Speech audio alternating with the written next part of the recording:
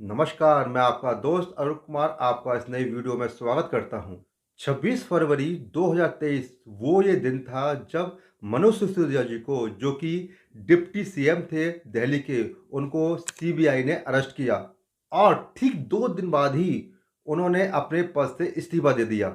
जैसे ही मनोज सिसोदिया जी को अरेस्ट किया गया तो आम आदमी पार्टी ने सारे एलिगेशन लगा दिए बीजेपी यानी सेंट्रल गवर्नमेंट के ऊपर कि उनको जानबूझ के उनको फंसाया गया है, जानबूझ के सीबीआई के द्वारा उनको अरेस्ट किया गया है, क्योंकि इससे आम आदमी की पार्टी छवि खराब हो सकती थी। तो दोस्तों, क्या लगता है आपको कि वाकई में उस समय पर मनोज सिसोदिया जी गलत थे या सही थे, या सेंट्रल गवर्नमेंट ठीक थी या गलत थी, आम आदमी पार्टी अपनी जगह पर ठीक थी या गलत थी? इस सवाल के जवाब आपको इस वीडियो में मिलेंगे। शराब घोटाले के मामले में तिहाड़ जेल में बंद मनीष सिसोदिया को आज इन्फोर्समेंट डायरेक्टरेट ने गिरफ्तार कर लिया। सरकार की एजेंसियां, सरकार का तंत्र, सरकार की ईडी और सरकार की सीबीआई भाजपा के किसी भ्रष्ट नेता के पास नहीं जाएगी। कोई सवाल नहीं है कितने भ्रष्टाचार के आरोप लगे हो। प्रधानमंत्री मोदी जी ने मनीष सिसोदिया और सत्येंद्र जैन जैसे देशभक्तों पे झूठे केस थोप के उनको जेल में डाल दिया।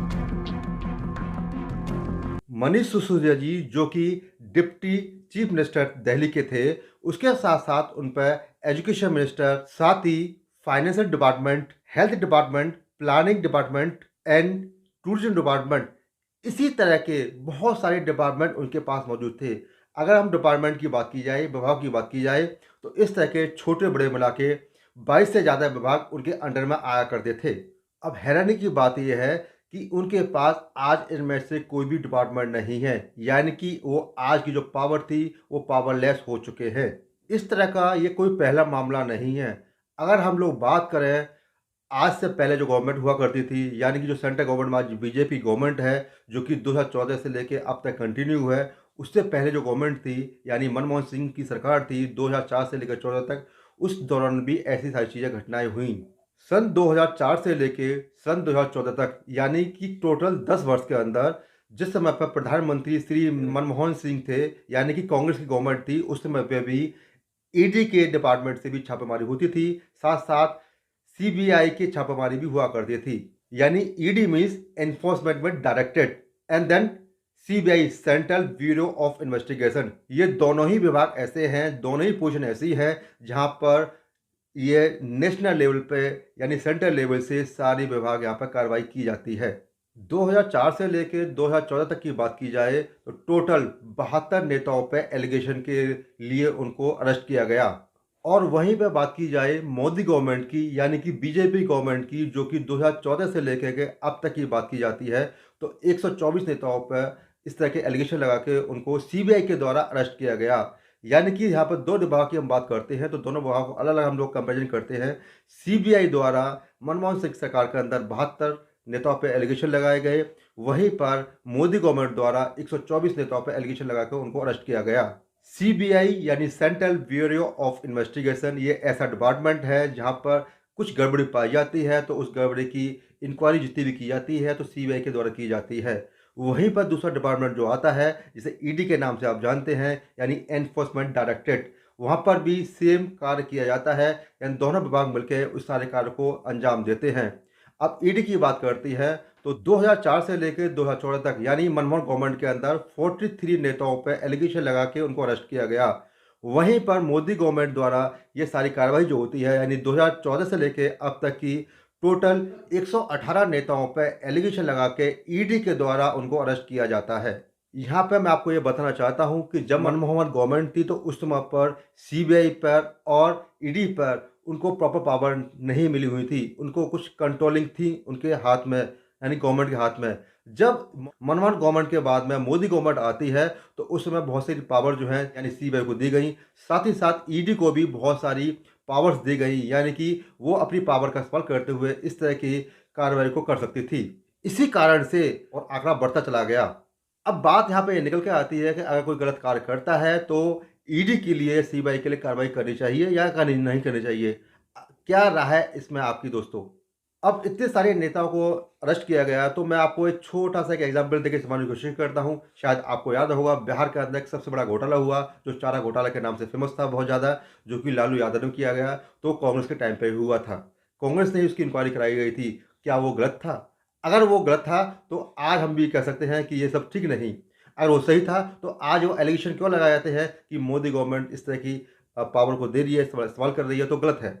ठीक उसी तरह से जब हमारे मनोज सिसोदिया जी, जो कि डिप्टी सीएम थे यहाँ पर, जो है उनको अरेस्ट किया गया सीबीआई के द्वारा, तो बहुत सारे लोगों ने इसका बीजेपी के ऊपर अपना आक्रोश जताया कि ये सब कुछ गलत कर रहे हैं। वो सब बीजेपी गवर्नमेंट की चाल है कि वो आम आदमी को नीचे गिराना चाहते हैं।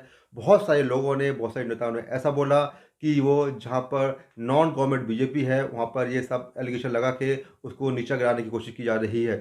सही बात तो यह है कि 2004 से लेकर 14 तक, यानी कांग्रेस गवर्नमेंट थी, उस समय भी कार्रवाई हुई लेकिन कम हुई।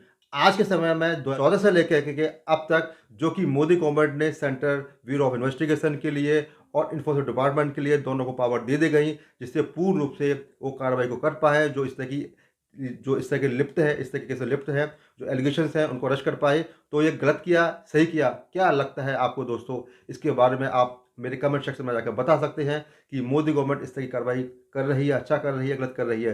यानी मोदी गवर्नमेंट नहीं कर सकते, बल्कि हम लोग सीबीआई और ईडी के बारे में बात कर सकते हैं। जब कभी भी इस तरह के घोटाले होते हैं मोदी गवर्नमेंट के अंदर, तो ये सारी पार्टियां एक साथ एकजुट हो जाती हैं और सारा ये जितनी भी बातें होती हैं मोदी गवर्नमेंट पर या बीजेपी गवर्नमेंट डाली जाती है कि सब कार्य गलत हो रहे हैं।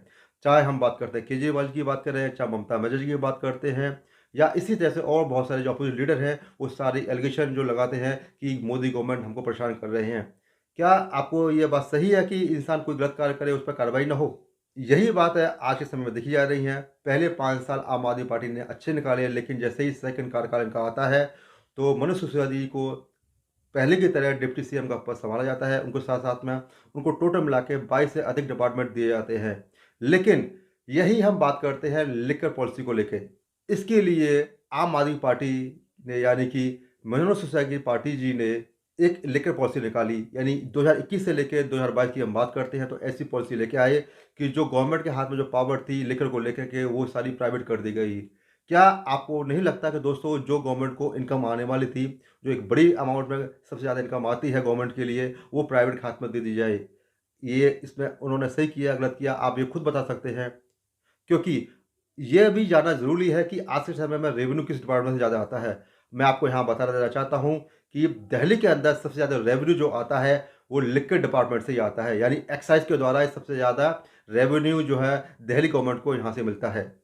अगर वही डिपार्टमेंट अगर करप्ट हो जाए या इस तरह की हरकतें करे, तो सीबीआई को या ईडी को उस पर कार्रवाई करनी चाहिए या नहीं करनी चाहिए? जो लिकर पॉलिसी नई लागू की गई थी, वो 17 नवंबर 2021 को की गई।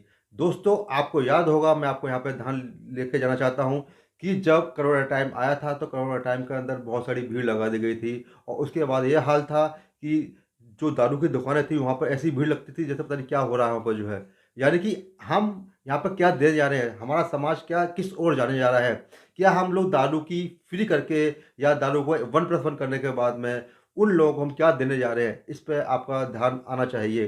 क्या ये सही चीज़ है? इसके बारे में जो है, यानी कि बहुत सारे लोगों ने एलिगेशन लगाए थे पब्लिक ने कि इससे पूरी दिल्ली जो है वो शराबी की कंट्रोल में आने वाली है। कुछ न्यूज़ चैनल के अकॉर्डिंग, कुछ न्यूज़पेपर अकॉर्डिंग ये माना गया था कि जो शराब 500 रुपये की इसकी कॉस्ट होती है, तो पहले की गवर्नमेंट के टाइम पर जब सारी पावर जो है गवर्नमेंट के पास थी, इसकी पॉलिसी जो गवर्नमेंट हैंडल क्या करती थी, तो वहाँ पर तकरीबन 100 रुपये से 150 रुपये गवर्नमेंट के अकाउंट में आया करता था।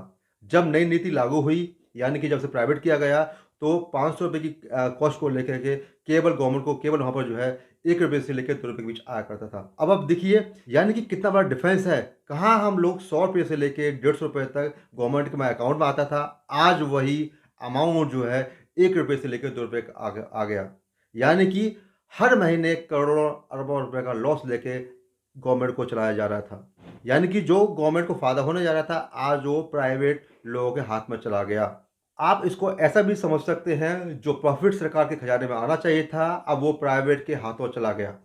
जब मनोज सिसोदिया को अरेस्ट किया गया, तो सीबीआई ने उन पर 3 एलिगेशन लगाए। पहला एलिगेशन लगाया उन्होंने कि जब कभी भी जब एक्साइज नई पॉलिसी लागू होती है तो उसमें एलजी को शामिल किया जाता है। तो मनोज सिसोदिया जी ने एलजी को शामिल नहीं किया, वो सारा प्रोसेस जो है अपने अंडर ही उनको स्टार्ट कर दिया गया और इससे एलजी को यानी लेफ्टिनेंट गवर्नमेंट को साइड कर दिया गया। और इस तरह की पॉलिसीज़ के लिए हमें लेफ्टिनेंट गवर्नमेंट की रजामंदी लेना आवश्यक होता है। एलिगेशन नंबर 2 ये था कि जो एयरपोर्ट के पास जितनी भी शॉप हुआ करती थी गवर्नमेंट की जो है, तो उनको जो कि कोरोना टाइम के अंदर पूरा 1 साल जो है वो बंद रही थी दुकानें जो है, तो 144 करोड़ जो है वो माफ़ कर दिया गया उनका। लेकिन वो सरकारी खजाने के लिए तो माफ़ कर दिया गया, लेकिन वो पीछे की साइड से उनको सिसोदिया जी ने उनको वापस बैक में ले लिया गया था। जो तीसरा और लास्ट जो एलिगेशन लगाया सीबीआई ने, वो लगाया कि जितना भी पैसा जो एक्साइज डिपार्टमेंट से आया, जितनी भी एक्साइज पॉलिसी के द्वारा पैसा आया, वो सारा पैसा जो लगाया गया पंजाब गवर्नमेंट को बनाने के लिए लगाया गया, यानी कि उसको पंजाब भेजा गया। तो ये चीज़ सारी गलत होती हैं, क्योंकि एक स्टेट का पैसा जहाँ से अर्निंग होती है, रेवेन्यू आता है, उस पैसे को आप अपने पर्सनल वे में इस्तेमाल कर रहे हो, वो भी दूसरी गवर्नमेंट को बनाने के लिए या फिर दूसरे स्टेट को बनाने के लिए कर रहे हैं आप। लेकिन फिर भी यहाँ पर सीबीआई ने सारे एलिगेशन लगाए हैं। अभी इन सभी चीज़ों की जांच होनी है, जो सीबीआई इसे कोर्ट में प्रूव करेगी। लेकिन साथ साथ उनको सीबीआई का यह भी कहना है यहाँ पर जो है कि इन सारे सबूतों को छेड़छाड़ करना और सारे सबूतों को मिटाना भी ये मनीष सिसोदिया जी ने किया। तो ये भी एक एलिगेशन है जो कि इन्होंने लगाया हुआ है। लेकिन ये सब कुछ कोर्ट ही फाइनल करेगा कि ये सब कुछ ठीक है या फिर गलत था। दोस्तों, मैं आपको यहाँ पर भी एक इन्फॉर्मेशन देना चाहता हूँ कि जिस समय हम वीडियो बना रहे हैं, उस समय पर जिस जेल के अंदर मनीष सिसोदिया जी को रखा गया है, उसमें आज ईडी भी पहुंच गई है सारी इंक्वायरी के लिए, क्योंकि मनी लॉन्ड्रिंग के केस के अंदर ईडी का भी रोल होता है। तो उसकी भी इंक्वायरी जो है अब ईडी जांच करेगी। यानी कि आज के समय में दोनों एजेंसियां मिलकर काम करने वाली हैं। सीबीआई और ईडी मिलकर दोनों की इस चीज़ की जानकारी लेके, सारे सबूतों को जुटा के, सारे चीज़ों को लेके आगे काम करने वाली है। तो दोस्तों, आपने इस वीडियो में ये जरूर बताना है कि जो 3 एलिगेशन सीबीआई ने लगाए हैं वो वाकई में सही हैं या आने वाले टाइम में क्या होने वाला है। अब साथ में सीबीआई के साथ में अब ईडी भी यहाँ पर आ गई है, तो क्या आगे होने वाला है, आप इस पर कमेंट सेक्शन में जाकर बता सकते हैं।